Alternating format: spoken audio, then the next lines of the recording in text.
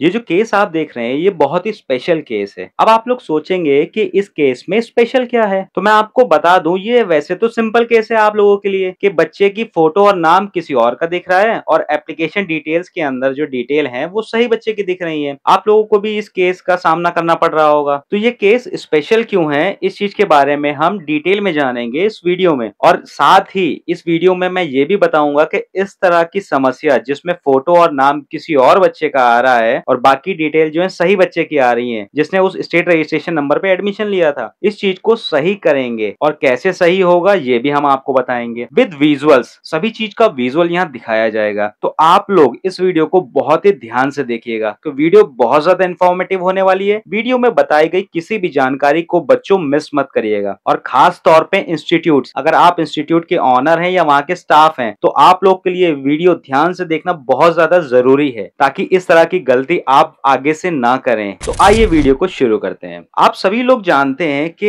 SID portal पर बच्चों को अपने रजिस्टर्ड मोबाइल आईडी से रजिस्टर्ड करते हुए अपनी ई केवाईसी करनी थी, और ई केवाईसी जैसे ही वो कंप्लीट करेंगे उसके बाद उनका या तो पीआर जनरेट हो जाएगा अगर उनके स्टेट की डिटेल्स यानी कि एप्लीकेशन फॉर्म में जो डेटा था और आधार कार्ड में जो डेटा है वो सेम है, तो जैसे ही आप ई केवाईसी करेंगे तो आपका पीआर जनरेट हो जाएगा। अगर किसी कारणवश वो सेम नहीं है, उसमें कुछ भी छोटी फोटी स्पेलिंग की मिस्टेक है या फिर स्टेट में जो आपका डेटा भरा गया वो कैप्स लॉक में है और आधार कार्ड में पहला ही अल्फाबेट जो है कैपिटल है, तो उस कंडीशन में भी आपका इन प्रोसेस जा रहा है। अगर स्टेट के डेटा और आधार कार्ड के डेटा में हल्का फुल्का भी डिफरेंस होगा तो आपका पीआर जनरेट नहीं होगा, आपका पीआर इन प्रोसेस आ जाएगा। तो आप लोग सोचेंगे कि कौन कौन सी डिटेल सेम होनी चाहिए जो आपके आधार में और स्टेट के फॉर्म में सेम होनी चाहिए, तो वो डिटेल है आपका नाम, आपका डेट ऑफ बर्थ, आपके फादर का नाम, आपका स्टेट का जो डेटा है आधार कार्ड से जब आप ई केवाईसी करते हैं तो केवल यही तीन चीज मैच करता है। अगर ये तीन चीज मैच हो जाती हैं तो आपका पीआर नंबर जनरेट हो जाता है, अगर नहीं मैच होती है तो इन प्रोसेस हो जाता है। अब इस केस में क्या हुआ है, इस केस में जो है प्रशांत कुमार सिंह जी की ई केवाईसी हुई है। अब यहाँ से जो है ध्यान से देखिएगा, अब जब प्रशांत कुमार सिंह जी की ई केवाईसी हुई है इस नंबर पे, तो इस स्टेट रजिस्ट्रेशन नंबर पे जो है प्रशांत कुमार सिंह जी का जो है फोटो और नाम आने लगा। तो आप लोग सोचेंगे कि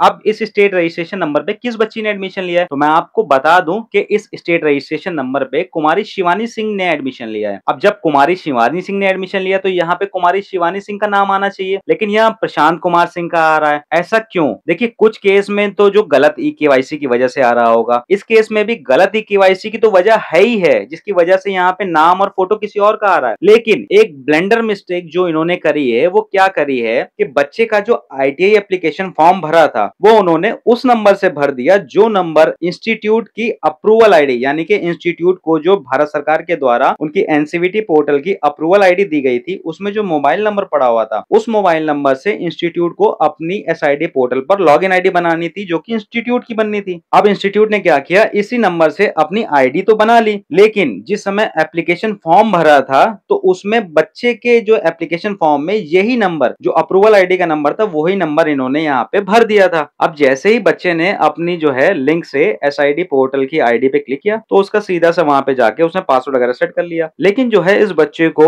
ई केवाईसी करने के लिए नहीं दिखा क्योंकि इसकी ऑलरेडी ई केवाईसी कंप्लीट हो चुकी थी। क्यों कंप्लीट हो चुकी थी? क्योंकि यही नंबर जो है इंस्टीट्यूट के एसआईडी पोर्टल लॉगिन आईडी का है। अब इंस्टीट्यूट के मैनेजर जो है ना अपनी लॉगिन आईडी जो कि इंस्टीट्यूट की लॉगिन आईडी उसमें अपनी ई केवाईसी करी थी। अब उस आईडी का जो नंबर था और जो बच्चे के आईटी एप्लीकेशन में जो नंबर था वो दोनों सेम थे, जिसकी वजह से वो ही ई केवाईसी जो है बच्चे के यहाँ पे उठ के आ गई। अब इस चीज को चेक करने के लिए आप क्या करेंगे, यहाँ पे जो आप क्लिक करेंगे तो देखिए स्विच यूजर का ऑप्शन दिख रहा होगा। अब स्विच यूजर पे जैसे आप क्लिक करेंगे तो देखिए इनके में आईटीआई, ट्रेनिंग पार्टनर और लर्नर, अब ये तभी ऑप्शन दिखेंगे या तो आप आईटीआई में जाके रजिस्ट्रेशन करेंगे अपना, या फिर ट्रेनिंग पार्टनर में जाकर रजिस्ट्रेशन करेंगे, या फिर लर्नर में करेंगे। अब बच्चों को तो लर्नर में करना था और इंस्टीट्यूट को आईटीआई में करना था। अब नंबर सेम था तो इंस्टीट्यूट ने आईटीआई में करा इसी नंबर से और बच्चे ने लर्नर में करा इसी नंबर से, तो इसी वजह से ये प्रॉब्लम हुई। तो जिस समय कुमारी श्वेता सिंह का जो स्टेट के द्वारा डेटा एसआईडी पोर्टल पे अपलोड किया गया था तो उसके डेटा पे जब इन्होंने प्रशांत कुमार सिंह जी ने अपनी केवाईसी कर दी अपने इंस्टीट्यूट के लॉगिन पे तो उनका डेटा उससे मैच नहीं हुआ, जिसकी वजह से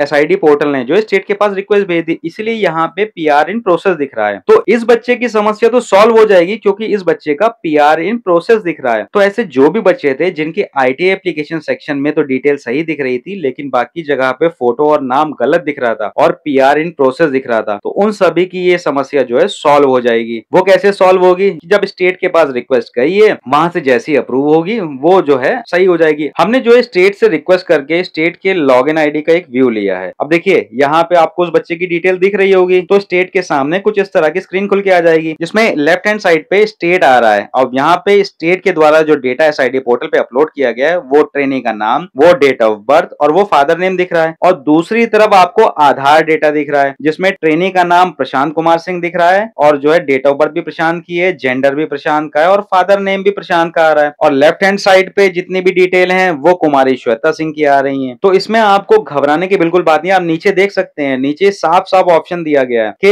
एक्सेप्ट स्टेट डेटा। जैसे स्टेट डेटा पे क्लिक करेंगे तो कुमारी श्वेता सिंह का डेटा वहां पर रिफ्लेक्ट होने लगेगा, और जैसे ही अगर वो आधार डेटा को एक्सेप्ट करेंगे तो प्रशांत कुमार सिंह जी का डेटा वहां दिखने लगेगा। जहां तक उम्मीद है कि स्टेट जो है अपने एसआईडी पोर्टल का जो डेटा दिख रहा है, यानी कि जो स्टेट से उन्होंने डेटा अपलोड किया था, जो स्टेट वाले कॉलम में दिख रहा है, उसी डेटा को वो एक्सेप्ट करेंगे, ताकि बच्चे की किसी भी डिटेल में चेंज ना हो। और जो गलती बच्चे ने करी है, मान लीजिए गलती से जो है उसने किसी और आधार से कर दिया, जैसे इस केस में, तो अगर आधार डेटा एक्सेप्ट करेंगे तो सारी डिटेल जो है चेंज हो जाएंगी। तो ये चीज सही नहीं होगी, बच्चों को सफर करना पड़ेगा। तो इसी चीज से बचने के लिए स्टेट जो है पॉसिबल चांसेस हैं कि वो इस डेटा को एक्सेप्ट करेगा। तो होप जितने भी बच्चों की ऐसी समस्या थी जिनके में फोटो और जो है नाम किसी और का दिख रहा था, लेकिन आईटीआई एप्लीकेशन सेक्शन में डिटेल्स जो है बच्चे की दिख रही थी जिसने एडमिशन लिया है और इन प्रोसेस में, तो उसका इस तरह से सॉल्व हो जाएगा। तो उन बच्चों को परेशान होने की जरूरत नहीं है। अब यहाँ पे एक बात और ध्यान देने वाली है, जिन बच्चों का पीआर नंबर जनरेट हो गया है और उन बच्चों में इस तरह की समस्या थी कि फोटो और नाम किसी और का दिख रहा है, तो उन बच्चों को थोड़ी चिंता करने की जरूरत है और उनको हमारे चैनल पे और अपने स्टेट से और अपनी आईटीआई से लगातार संपर्क बना के रखना पड़ेगा, क्योंकि इस समस्या को सॉल्व करने के लिए एक ग्रीवेंसी ऑप्शन बचता है जिस तरह से वो सॉल्व कर सकते हैं। या फिर दूसरा कोई ऑप्शन अगर डीजीटी देगा तो वो आपको जो है आपका स्टेट, आपका नोडल या फिर हम आपको अपडेट करेंगे। वो समय आने पे बताया जाएगा जिस समय जो है डीजीटी के द्वारा इंस्ट्रक्ट किया जाएगा कि क्या प्रोसीजर आता है। फिलहाल अभी आप लोगों को जो है कोई पैनिक करने की जरूरत नहीं है, आप लोग को आराम से करना है। आपका पीआर नंबर जनरेट हो गया, मतलब आपका एडमिशन लॉक हो गया है, और जिनका इन प्रोसेस दिखा रहा है उनका भी लॉक हो जाएगा। वो तो हो जाएगा, लेकिन बच्चे को अपना नंबर जो है अपडेट करवाना पड़ेगा। अब बच्चे को नंबर अपडेट करवाने के लिए आप लोग को पता होगा कि बहुत सारे बच्चों ने जो है अपना mobile number IT application form में भरा था, लेकिन वो इस समय पे या तो खो गया है या बंद हो गया है, बच्चे के पास एक्सेस नहीं है उस नंबर का। तो उस नंबर को चेंज करने के लिए डीजीटी ने अपने एसपीओसी यानी कि सिंगल पॉइंट ऑफ कॉन्टैक्ट में जो है मेंशन किया था कि वो जल्द से जल्द जो है एक अल्टरनेट सॉल्यूशन देंगे कि वो अपने बच्चों का जो है ई-केवाईसी और पीआर जनरेट कर सके। अब उसके लिए या तो वो बच्चे को जो है उनका मोबाइल नंबर चेंज करने की फैसिलिटी देंगे जल्द से जल्द, या फिर जो है कोई और तरीका देंगे। अभी क्या तरीका होगा उसके लिए अभी डीजीटी ने कोई भी अपडेट नहीं दिया है। तो होप अब आप लोग को समझ में आ गया होगा कि इस केस में आपको क्या करना है, और इस केस को मैंने यूनिक क्यों कहा था। अगर ऐसा ही और कोई यूनिक केसेस हैं जिसमें इंस्टीट्यूट ने अपने नंबर से बच्चे का आईटी एप्लीकेशन फॉर्म भर दिया था, तो उनको सेम प्रोसीजर फॉलो करना है जो हमने इस वीडियो में बताया है। और सभी बच्चों का जिनका इन प्रोग्रेस है उनका पीआर नंबर जनरेट होगा, उन लोग को पैनिक करने की जरूरत नहीं है। और जिन बच्चों का जो है पीआर नंबर जनरेट हो गया है और जो आईटीआई एप्लीकेशन में जो डिटेल है और फोटो और नाम जो किसी और का दिख रहा है बाहर, तो उनको परेशान होने की जरूरत नहीं है। उनको थोड़ा वेट करना है जब तक ग्रीवेंस फैसिलिटी नहीं दी जाती या फिर कोई और फैसिलिटी नहीं दी जाती उनकी इस दिक्कत को चेंज करने के लिए। सभी की दिक्कत जो है बच्चों सॉल्व करी जाएंगी एसआईडी पोर्टल पे। आप लोग को पैनिक होने की जरूरत नहीं है, किसी का भी एडमिशन कैंसिल नहीं होगा। अगर बच्चे की जेन्युइन समस्या है और आपने स्टेट को और डीजीटी को इन्फॉर्म कर दिया है, तो आपकी समस्या का सॉल्यूशन 100% डीजीटी करेगा। बस यहाँ पे आप लोग को एक चीज समझने की जरूरत है कि एसआईडी पोर्टल जो है स्टेट का पोर्टल नहीं है, यह है डीजीटी का पोर्टल। तो इसमें स्टेट आपके किसी भी प्रकार का संशोधन या किसी प्रकार का अपडेशन जो है नहीं कर सकता है। केवल और केवल स्टेट आपकी जितने भी प्रॉब्लम आ रही है उनको कंपाइल करके डीजीटी को फॉरवर्ड कर सकता है, चाहे वो कोई भी स्टेट हो, हिमाचल प्रदेश हो, राजस्थान हो, आपका उड़ीसा हो, आपका वेस्ट बंगाल हो, कोई भी स्टेट हो। किसी भी स्टेट के पास पावर नहीं है इस पोर्टल में चेंजेस करने की, केवल और केवल डीजीटी ही इस पोर्टल में चेंजेस कर सकता है और प्रॉब्लम को सॉल्व कर सकता है। तो आप लोग को पैनिक बिल्कुल नहीं होना है। तो होप बच्चों आप लोग को और इंस्टीट्यूट को समझ में आ गया होगा कि ऐसी कंडीशन में आपको क्या करना है। अगर इसके बाद भी आपका कोई डाउट या किसी प्रकार की क्यूरी रह जाती है, तो आप हमें नीचे दिए गए व्हाट्सएप नंबर पे जो है हमें अपनी कंप्लेंट और क्यूरी भेज सकते हैं।